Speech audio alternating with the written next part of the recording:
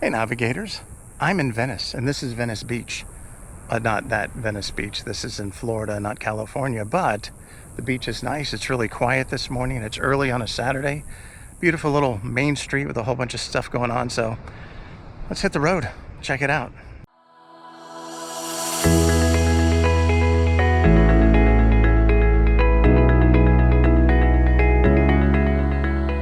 Today we're in Sarasota County on the Gulf Coast of Florida as we enjoy a ride through the picturesque town of Venice, Florida, with an enticing historic town center, beautiful homes, and alluring beaches.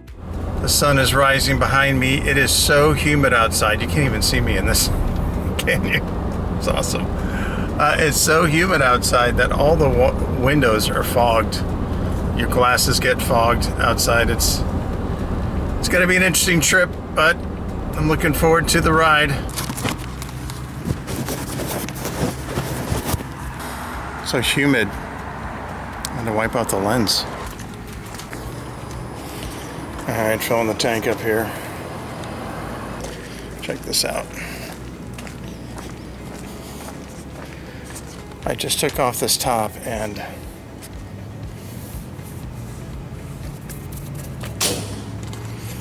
it's gross. Alright, we're all filled up, ready to go. Let's see, I got an hour and 13 minutes to get to where I'm going. We're on the road at sunrise, heading down to Venice, Florida. And it's always beautiful to get up and see the sunrise.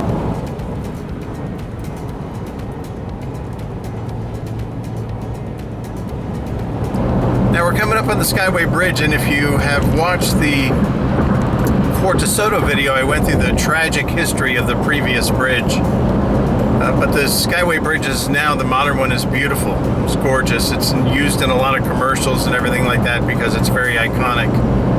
And I'll try to get a shot of the old spans have a flat area where it used to be part of the old bridge, but is now fishing piers on either side of the bay here. So it's pretty cool.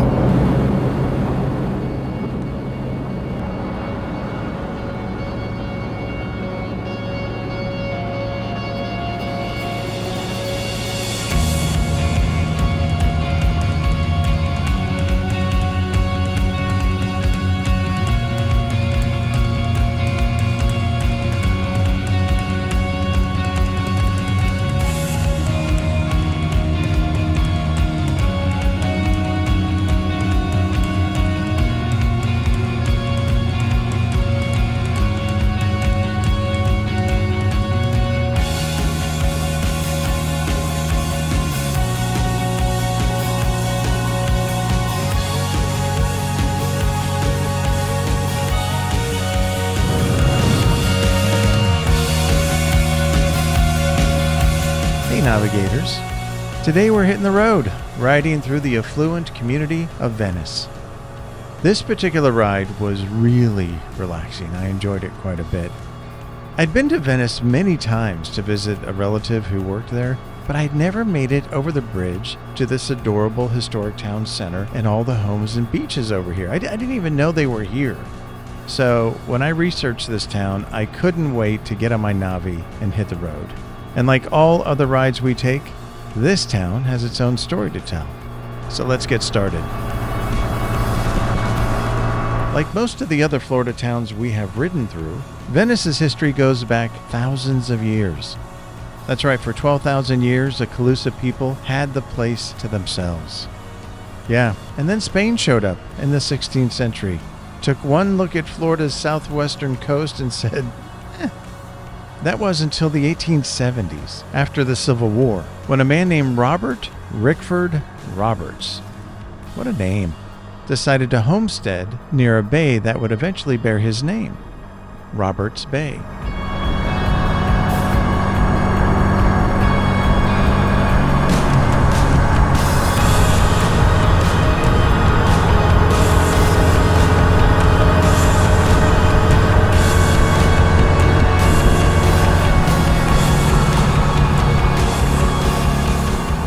Now, as we go over the bridge to your right, you can see the Venice Train Depot, and that was built in 1927. And we're going to get into the town's history in just a bit. Now, today, sections of the track remain, but the rest of the rail line has been transformed into the Legacy Trail, a 15-mile paved route stretching from Venice to Sarasota, and is popular with bikers, runners, and walkers. And that's a common thing that happens in Florida with these old railways. The tracks are replaced with pavement, and then they're turned into bike routes and things like that. It's a really neat use of those tracks because they effectively connect one town to the next. It's just you're getting there through a different method, that's all.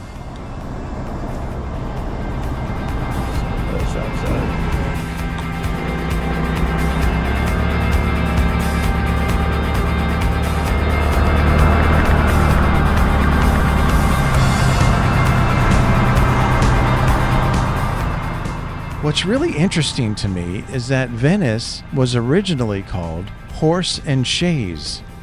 Isn't that weird? Horse and Chaise, like Chaise Lounge. And it was called that because fishermen used a weirdly shaped tree formation that looked like a horse and chaise as their landmark. Yeah. So that's where they would fish. Isn't that crazy? It wasn't exactly poetic, but, it worked. Then, in 1883, Frank Higel, a French immigrant who'd spent his childhood in Venice, Italy, took one look at the Florida wilderness and thought, you know what? This reminds me of home. And eventually, it would kind of get there. Higel bought land from Roberts and started canning citrus such as jams, pickled orange peels, that's interesting, lemon juice, and even orange wine. Yeah. That was the thing back then. But I'll be honest, I wouldn't mind checking that out, at least once. In 1885, Higel established a post office, and he named it Erie. I don't know why. It's not clear. I couldn't find any reasons for it in my research. And at the time, the area only had 30 residents. That post office only lasted about 4 months before they shut it down and sent their mail back to nearby Osprey, which is where they used to get their mail. So I don't know what that was all about, but Higel persisted, and in 1888, 3 years later, he tried again. And this time, they opened a post office with the name Venice, and that one stuck.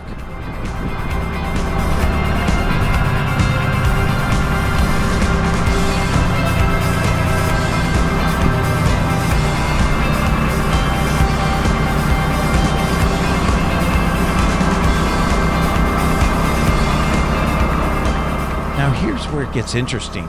In the 1900s, there was a massive hurricane that tore through the Barrier Islands and accidentally created Venice Inlet. The destruction was bad, of course, as a hurricane, but the resulting natural passage was so beautiful that people started saying, okay, now it's starting to look like Venice, Italy. Around the same time, a woman named Bertha Honoré Palmer, a wealthy Chicago widow, decided to purchase 140,000 acres of Florida wilderness. Imagine that. Half of it was in the Venice area, and she built one of the state's biggest cattle ranches and a bayfront mansion, complete with marble pillars and formal gardens. And then she convinced the Seaboard Railway to extend its tracks all the way to Venice, and that allowed a lot more people to come visit. Palmer dreamed of building a grand resort, but unfortunately that never happened. But the railroad, that stayed. Now in 1916, a doctor named Fred Albee, he was renowned as an orthopedic surgeon because he was famous for pioneering bone grafting operations during World War I. And he bought land from Palmer to develop Venice. He hired John Nolan, a Harvard-educated landscape architect who studied under Frederick Law Olmsted, Jr. Now, Nolan designed Venice with palm-lined boulevards, graceful canals, and Mediterranean revival architecture.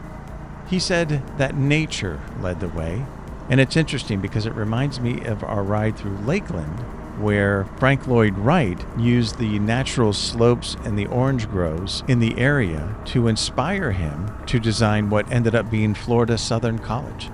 So I guess that's the thing with architects, looking for inspiration.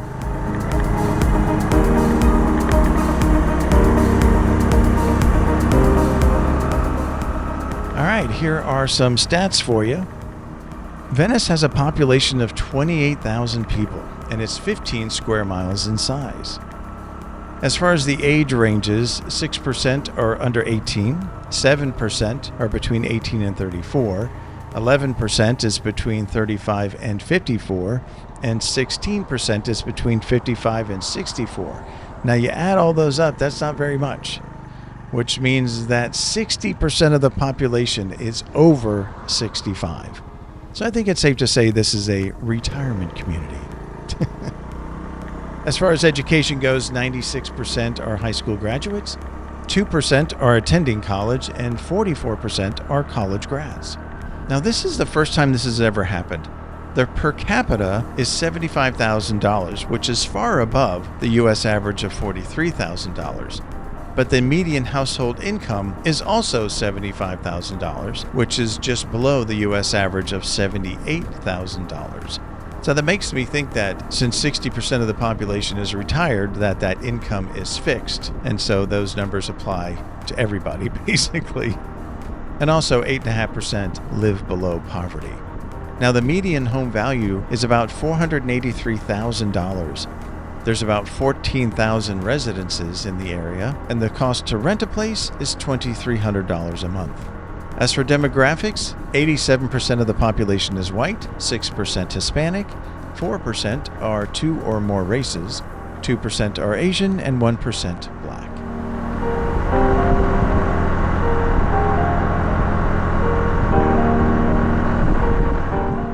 I will say I like these homes.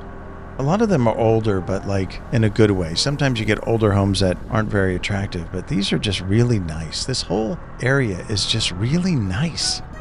I mean, that's the best word I have for it. It's just nice. That's not a bad thing. It's just enjoyable, pleasant. I don't know, I need to get a thesaurus. But it's a word like nice, or enjoyable, or pleasant. Oh my, I'm an idiot. Let's get back to the story. By 1925, Dr. Albee saw a way to make a profit, a big profit, and he sold 60,000 acres to the Brotherhood of Locomotive Engineers, a labor union from Cleveland, Ohio. Their mission? Create the ultimate retirement paradise for union members. They hired the architecture firm Walker and Gillette from New York, who established the strictest design standards imaginable. Every building had to be Northern Italian Renaissance style, sloping roofs with colored tile, smooth stucco. Even awning colors were regulated. And this is before like homeowners associations. This is nuts. In many cases, awnings were the only color on otherwise white houses. Window placement? Regulated. Door placement? Regulated. Where you positioned your building in relation to your neighbor? Well, you better believe that was regulated.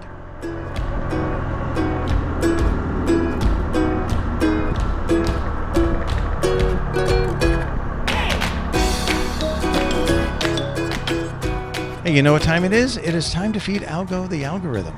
That's right, YouTube depends on algorithms to decide how popular these videos are. And basically, it's just looking for triggers. It's looking for buttons that are pushed or people leaving comments or things like that or liking it or whatever.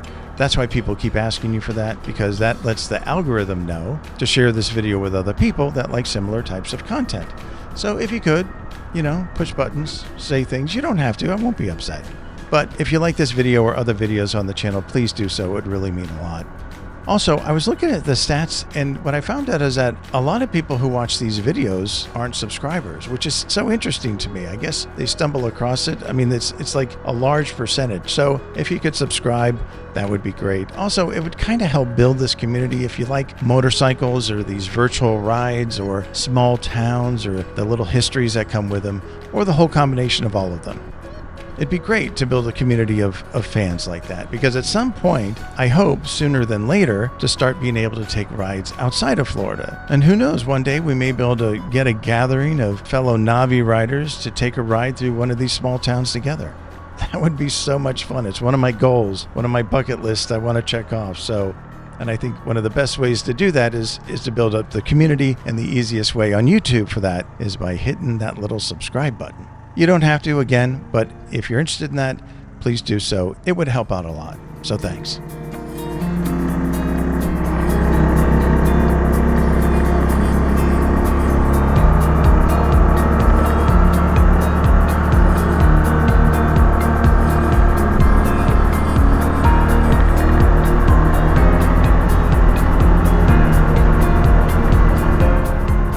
So in 1927, the Venice train depot was built, and we talked about that earlier. Also built was the San Marco Theater that opened in 1927. And there was another building called the Triangle Inn, and it was eventually moved to another location in the area.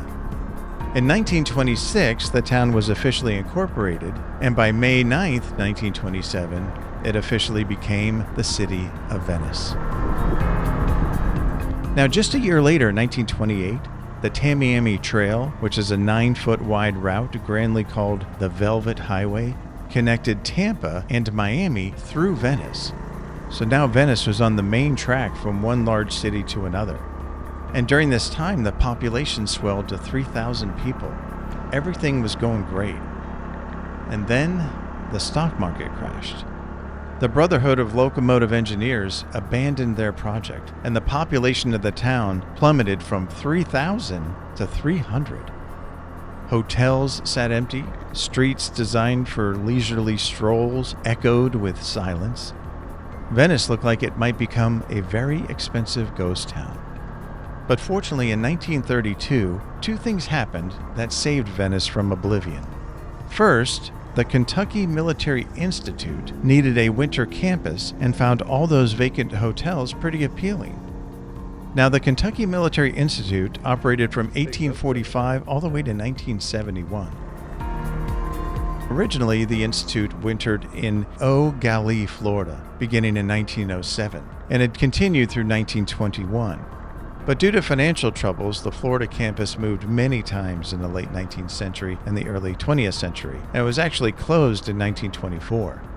It reopened the next year and then moved to Venice in 1932, where winter classes were already being held. The school thrived until the late 1960s. That's over 100 years since its inception. Now, the second thing that happened, and it's a little more spectacular, is that the Ringling Brothers and Barnum and Bailey Circus chose Venice as its winter headquarters. Imagine this, you live in Venice, and during the winter, exotic animals are paraded down the Mediterranean-style boulevards, performers practicing beneath palm trees, elephants marching in holiday parades.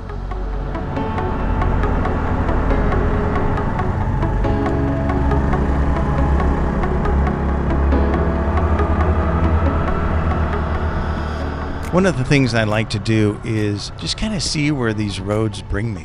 And what was neat is I turn the corner and it looks like the road's going to end, which is fine. I can always turn around. But right past the road is the beach. And I'd never been to the Venice Beach. So let me get off my motorcycle and check it out. And you can join me.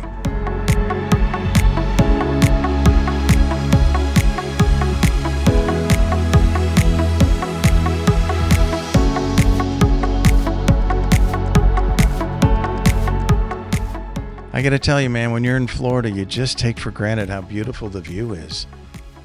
Look at that water, right? You just want to jump in it.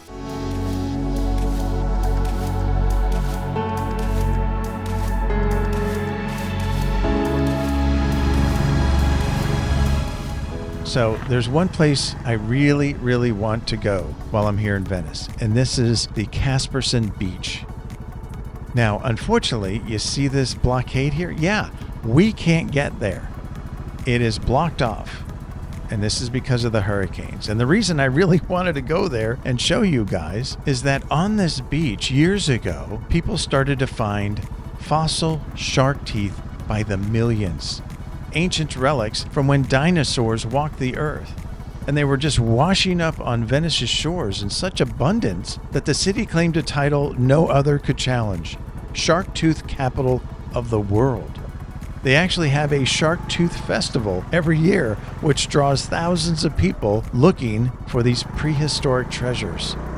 and I really wanted to go there. But, we saw the blockade, so that's something. That's almost like not getting close to it at all. Actually, it's exactly like that.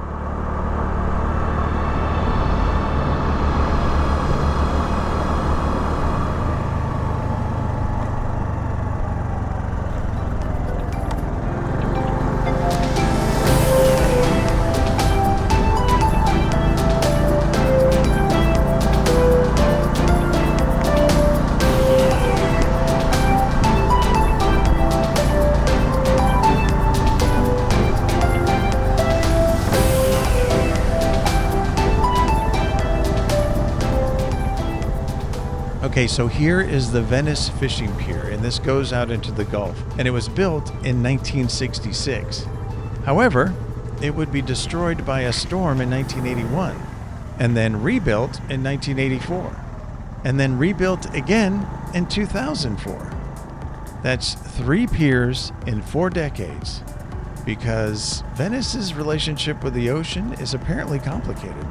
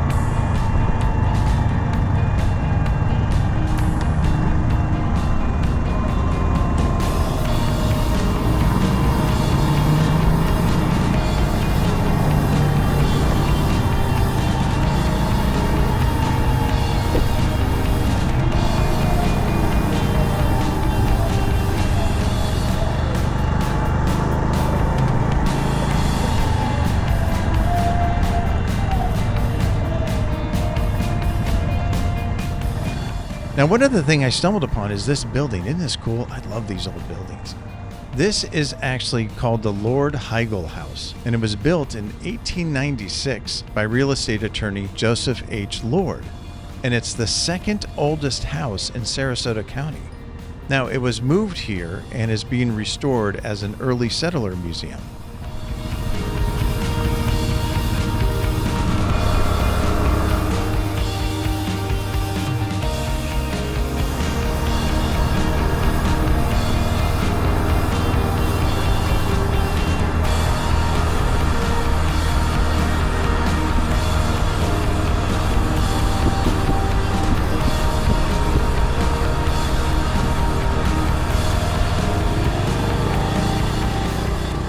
Here we are in Venice's downtown historic district, preserving its 1920s Mediterranean buildings that the Brotherhood of Locomotive Engineers insisted upon. I went through this quite a few times because it's just such an enjoyable ride. And when you find such a compressed area of historical buildings, you want to take your time. You don't want to just go through once. You want to weave around, check out the different roads. I gotta say, having done a lot of rides through Florida towns, thank goodness for the 1920s. Because that is when Florida expanded so greatly. And if we didn't have the Great Depression, I just wonder what Florida would be. It would be so different in so many ways. All these tremendous architectural wonders were being built. It was just such an amazing time. And unfortunately, everything came to a halt with the Great Depression. As I ride around, I just wonder what this would have been like if all these little towns were given another 10 years of prosperity to better fulfill like the vision that these city planners had, like they had in Venice. I mean, how different would this town be if the Brotherhood of Locomotive Engineers actually built their retirement community? How would that have changed culture and politics and everything? It's just fascinating to me, the what ifs.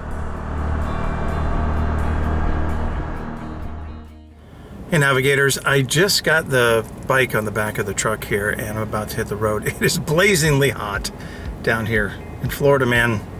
If you have humidity in the morning, forget about it. Add heat plus humidity, it's torture. So it's 11 in the morning and it's already over 90 degrees.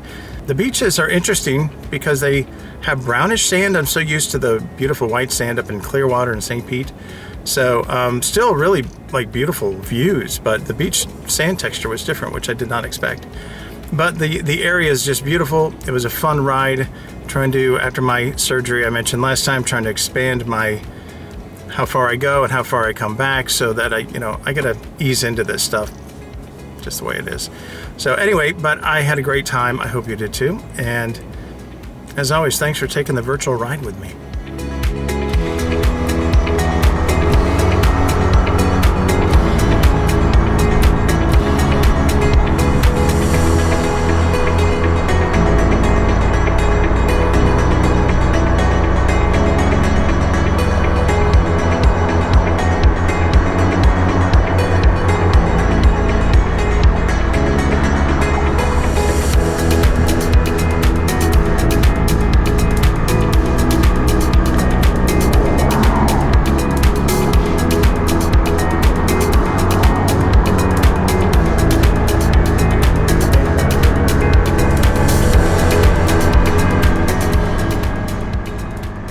All right, Navigators, listen, as always, I want to thank you so much for joining me on this ride today. It was a very interesting, relaxing ride, and I'm so glad that I invested the time to ride through Venice, having been in the area so many times, but never to this. If you watched any of these videos, you know that I believe that time is the most precious treasure that we have, and the fact that you spend any of it with me means so much to me. I am 100% serious with that. So thank you so much. So as always, when you're on the road, please be safe, be kind, and be generous to those on the road. But most of all, have fun. All right, I'll see you guys next time.